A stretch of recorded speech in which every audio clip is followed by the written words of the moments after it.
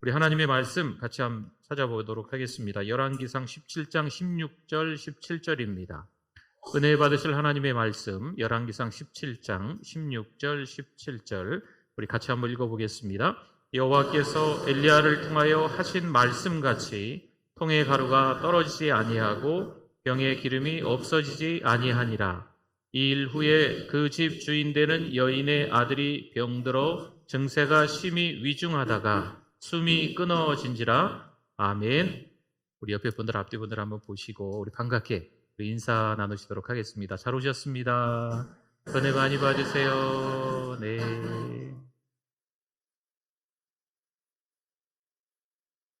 인생을 살아가면서 참 힘들다라고 생각될 때가 있는 것 같습니다.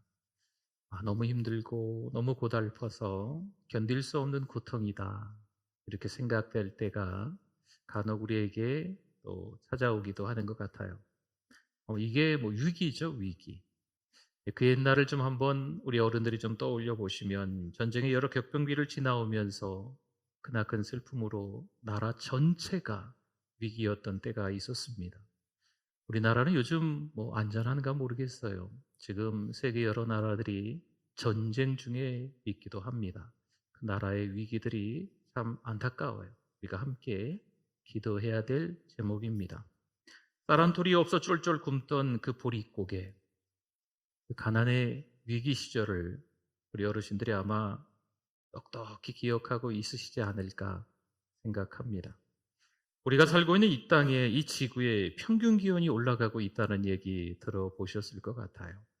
기후 위기라고 합니다. 지구온난화로 인해 빙하가 녹아내리고 해수면이 올라가고 있습니다. 홍수와 침수로 피해가 커지고 있는 거죠.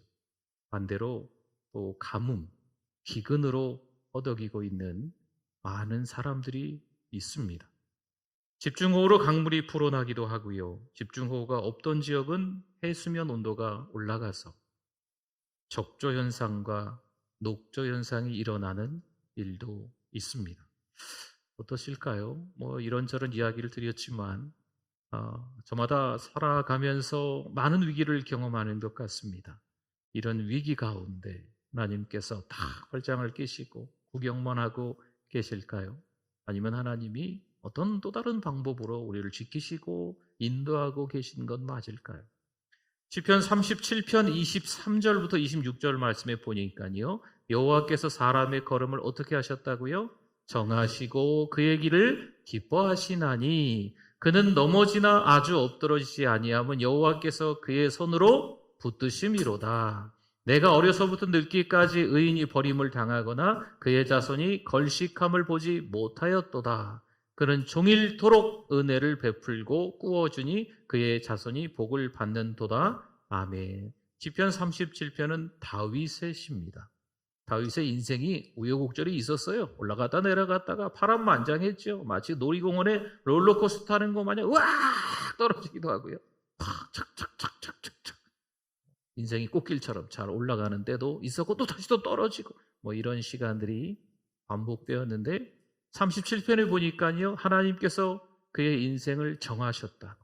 그래서 그 인생이 파란만장해도 그 인생을 통해서 하나님이 어떻게 하신다? 기뻐하신다.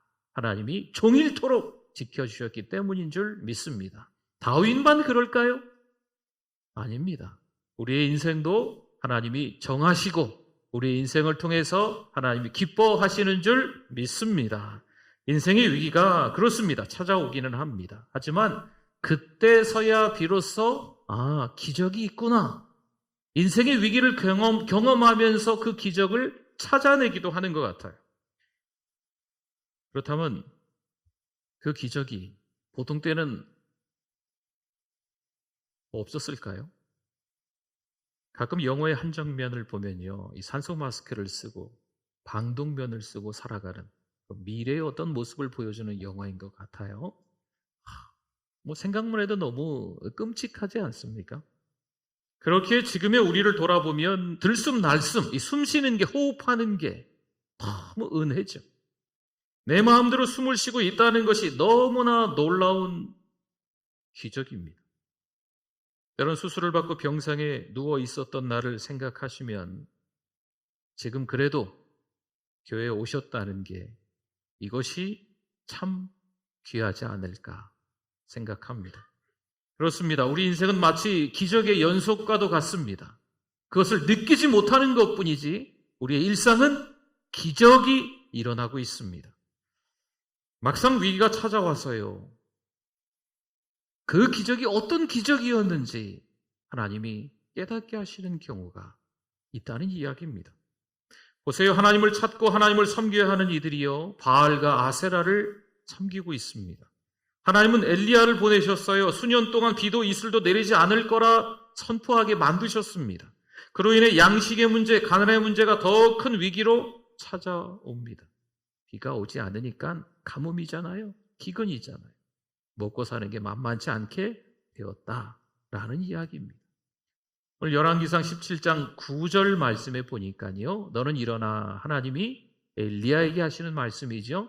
시돈에 속한 사르밧으로 가서 거기 머물라. 내가 그곳 과부에게 명령하여 내게 음식을 주게 하였느니라. 아멘. 기근으로 모두가 먹고 살기 힘든 때인데 하나님은 엘리야를 사르밧으로 보냅니다. 그 여인을 만나게 하시는 거죠. 엘리야는 그곳에 가서 만난 여인에게 이렇게 이야기합니다. 물을 좀 달라 라고 하면서 떡 한 조각을 가져오라 라고 이야기합니다. 여러분, 지금 양식의 문제, 기근의 문제가 있습니다.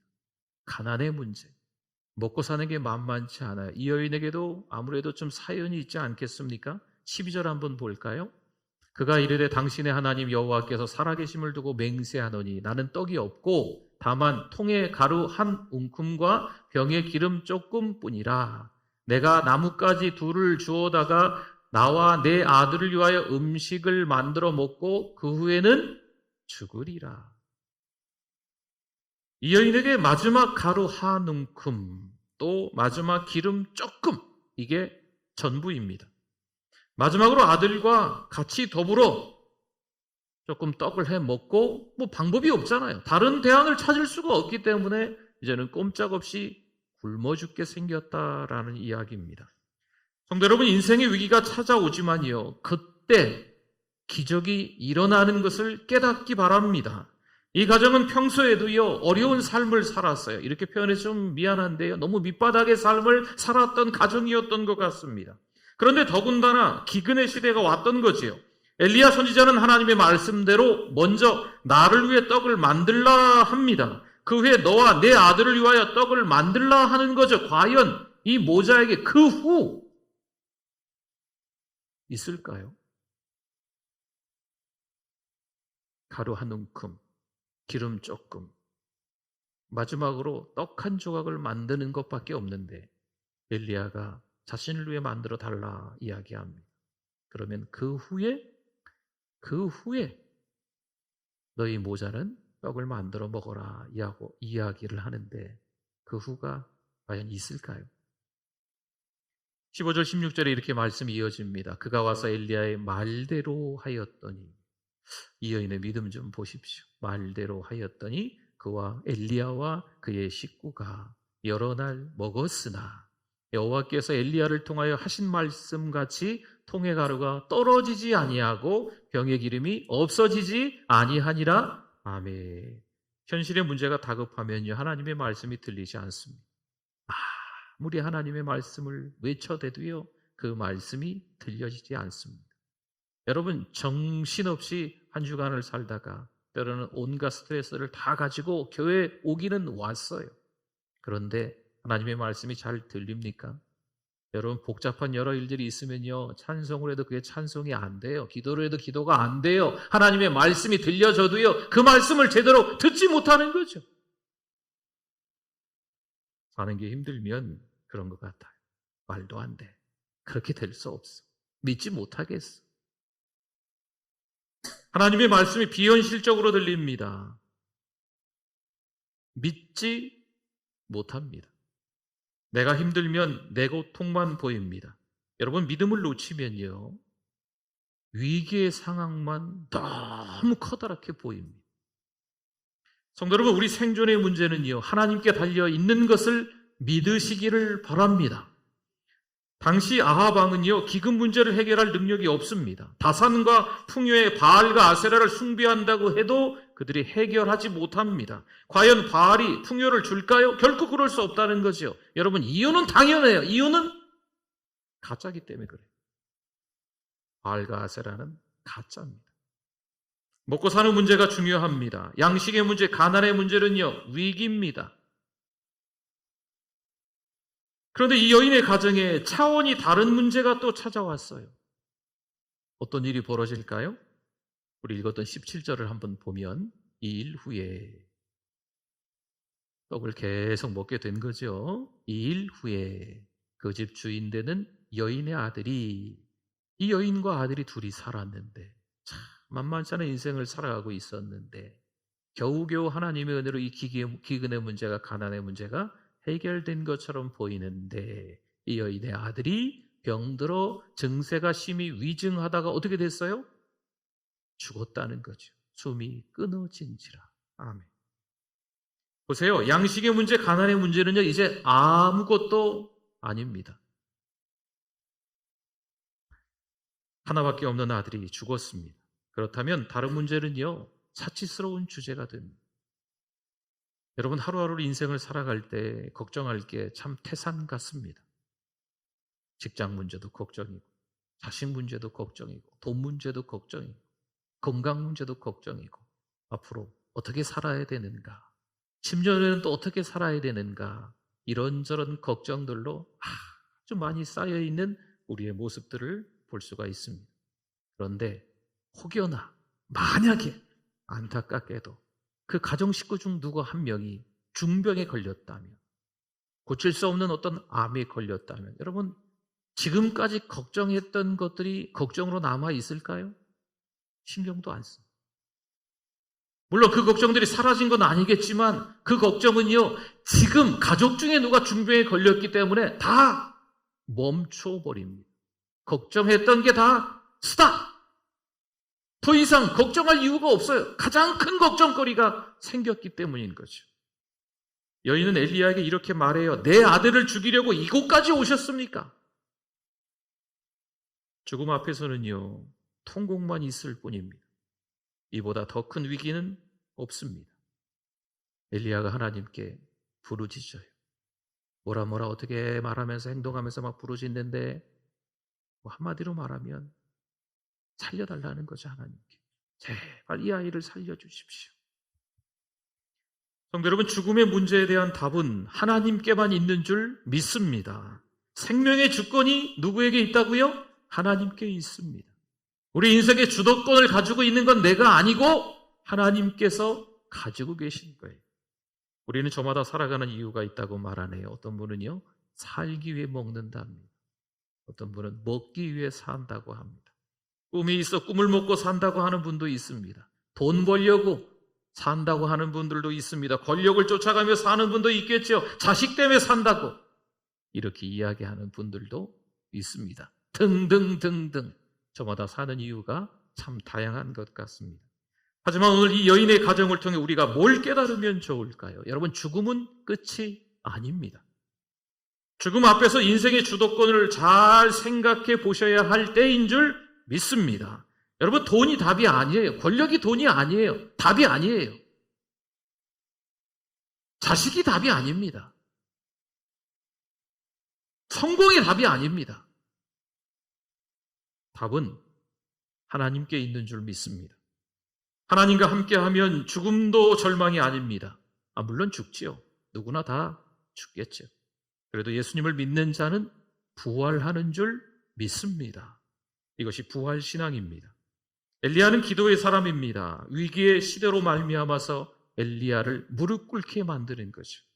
아무리 힘들어도 우리가 우리 인생을 결론 내리지 말아야 합니다. 보세요. 하나님이 누구이신지 분명히 드러나는 말씀이 뒤이어서 나옵니다.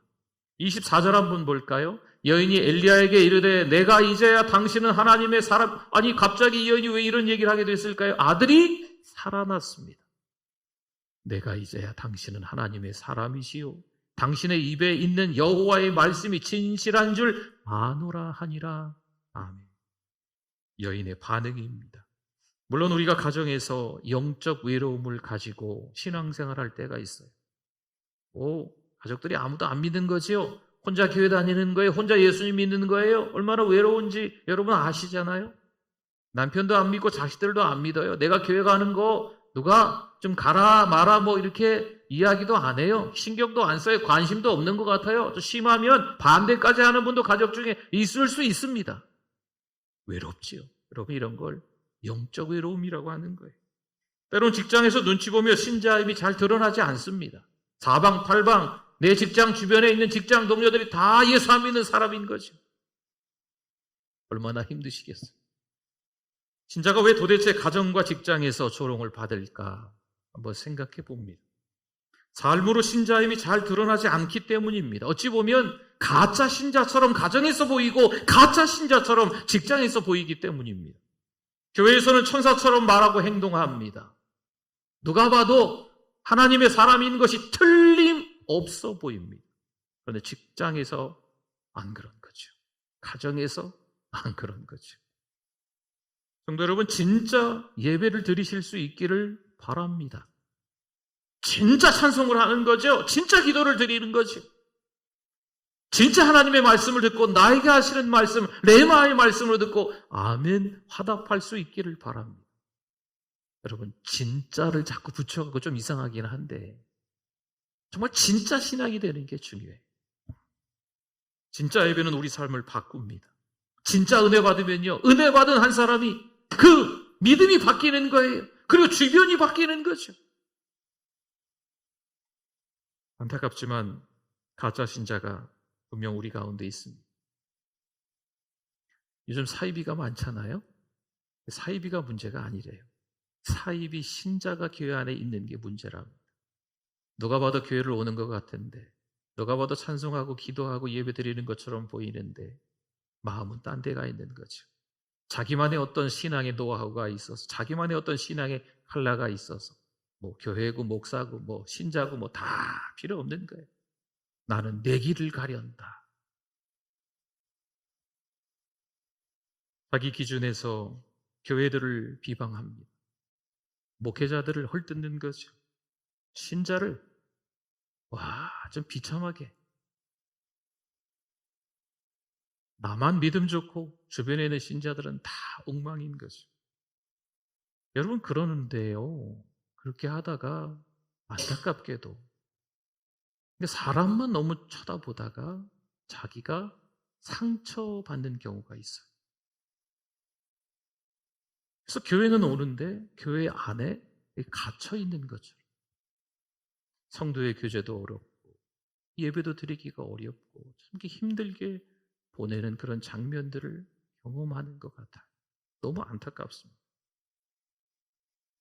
지난 시간들 속에서 뭔가 일이 있으셨겠죠.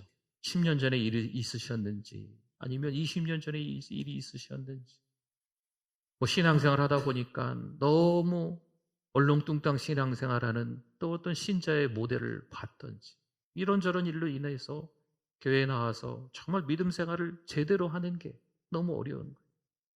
때로는 교회에서 직분도 싫습니다. 교회에서 뭔가 행사가 있으면 그것도 싫은 거예요. 이런저런 일들을 보면서 그냥 혀를 내두르고 그냥 그런 식으로만 교회에 왔다 하는 경우가 있다는 거죠. 여러분, 이건 제가 하는 얘기가 아니고 요즘 이렇게 책들을 보면 그런 이야기들이 좀 많이 좀 있고 기도하시는 분들이 하는 이야기인 것 같아요. 이게 참 안타깝죠. 교회에서 정말 진실하게 신앙으로 살아가는 모델이 앞서 있어야 됩니다. 그렇지 않기 때문에 자꾸 상처받는 사람들이 생기는 거죠.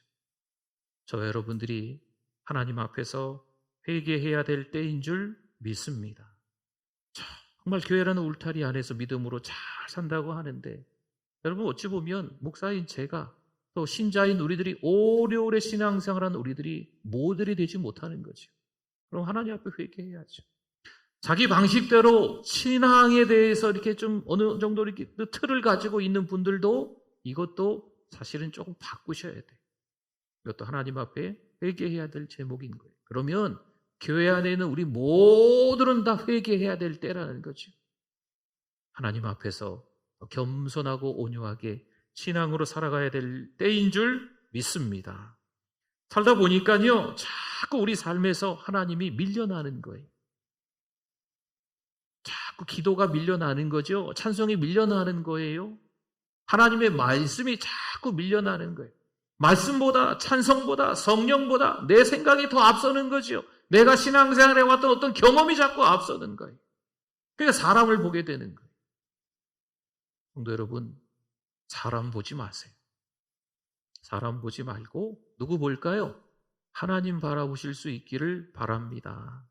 사람은요, 같이 더불어서 함께 손잡고 회개하고 같이 더불어서 사랑하는 존재인 거예요. 때로는 삶에서 내 자존심 때문에 찾아오는 위기가 있습니다. 어떤 경우는 내 삶의 방향과 목적이 다른 것과 막 뒤섞여서 엉망이 돼서 찾아오는 위기도 있다는 것이요. 그렇다고 예수 그리스도를 믿는 그 믿음을 저버린다면 차원이 다른 인생의 위기가 찾아올 수도 있습니다. 가짜 신자가 되어버리면 소망의 나라에 이를 수가 없습니다. 예수님을 믿는 그 진짜 믿음이 있지 않다면 소망을 가질 수가 없습니다. 성도 여러분, 위기의 때의 모든 답은 하나님이신 줄 믿습니다. 정답은 사람에게 있는 게 아닙니다. 내 힘에 있지 않습니다. 내 의지에, 내 실력에 있지 않습니다. 하나님밖에 답이 없음을 깨닫고 살아가는 저 여러분이 다 되실 수 있기를 바랍니다. 아멘. 이 시간 우리 말씀을 생각하면서 함께 회개도 하시고 말씀을 생각하면서 우리 잠깐 주여 한번 부르짖고 기도합니다. 주여, 하나님 아버지 감사합니다. 부족한 우리들이 함께 모여서 예배드립니다. 하나님, 정말 하나님이 기뻐하시는 목사, 정말 하나님이 기뻐하시는 우리 성도, 우리 모두가 되게 하여 주시옵소서. 하나님 아버지, 엉망으로 살았던 우리의 삶을 회개합니다. 내 방식대로, 내 기준대로 사람들을 평가하고 판단하고 교회를 헐뜯고 목회자들에 대해서 비방했던 것을 회개합니다. 교회를 더 사랑합니다. 목회자들을, 신자를 더 사랑합니다. 부족하지만 하나님, 우리를 통해서 하나님이 하실 일이 있음을 깨닫고 하나님 앞에 쓰임받는 우리들 모두가 되게 하여 주시옵소서. 성령이여 충만히 역사하여 주셔서 한 주간 동안 성령 충만으로 감당케 해주실 줄 믿습니다. 하나님 아버지, 은혜를 감사합니다. 인생의 여러 우여곡절이 있어서 그런지 자꾸 패배자가 된 것 같습니다. 하나님, 용서하여 주시옵소서. 영적 담력을 가지고 담대하게 신앙으로 살아갈 수 있는 우리들 되게 해주실 줄 믿습니다. 예수님의 이름으로 기도드립니다. 아멘.